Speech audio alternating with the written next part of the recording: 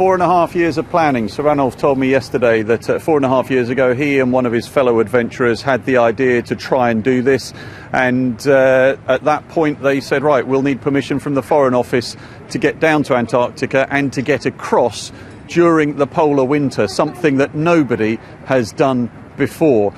He said 10 days ago they got that permission from the Foreign Office. It's taken that long to put together this huge logistical effort. On board that ship that you're looking at the moment is a large amount of equipment and supplies, because as part of getting the permission to go there, they needed to be self-sufficient. So they're taking 2 bulldozers, dragging 3 large sleds with 2 containers on board that will be their living quarters, and also 1 container on board that will be their science lab, and then they're pulling all the fuel with them. And Saran and a colleague will ski the 2,000 miles, over 4,000 kilometres, all the way across Antarctica. The aim to do this during the Antarctic winter, so near permanent darkness while they do it. And as we've been saying all day, temperatures have been recorded during the Antarctic winter as low as minus 90 degrees Celsius.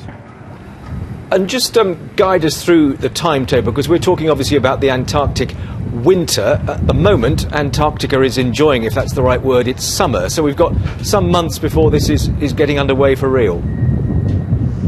Right, so 6-7 weeks roughly to get down to Antarctica. In 6 or 7 weeks' time, that ship will be pushing through the sea ice off Antarctica and then trying to find a suitable mooring point on the continental ice shelf just next to it. As the commander of the expedition in terms of the ship is concerned, Anton Bowring was saying to me, he's accompanied Saran on many of his previous expeditions, he was saying earlier to me that it's not a matter of turning up obviously dockside like they did here in London. It is a matter of pushing into the continental ice shelf, finding a place that they can secure themselves onto as a ship, and also where this great crane that's on board the S.A. Argulas will then be able to lift up the equipment that I've mentioned and put it onto the ice. They need to find somewhere where the ice cliffs are low enough to enable them to do that, and sometimes you simply can't find these places. So that happens in 6 weeks' time, mid-January. It takes about a week to unload everything onto the ice. The ship will then head off, leaving Saran and his 5 other fellow adventurers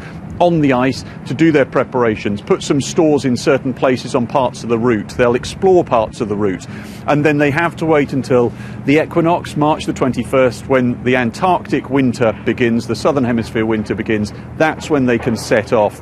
They aim to spend about 80 days or so getting to the South Pole, another 60 to get to the other side of Antarctica, onto the Ross Ice Shelf and over to the edge there, so that before September the 21st, the end of the Southern Hemisphere winter, they've managed to do it. So they have a 6-month window in which to make this world record attempt.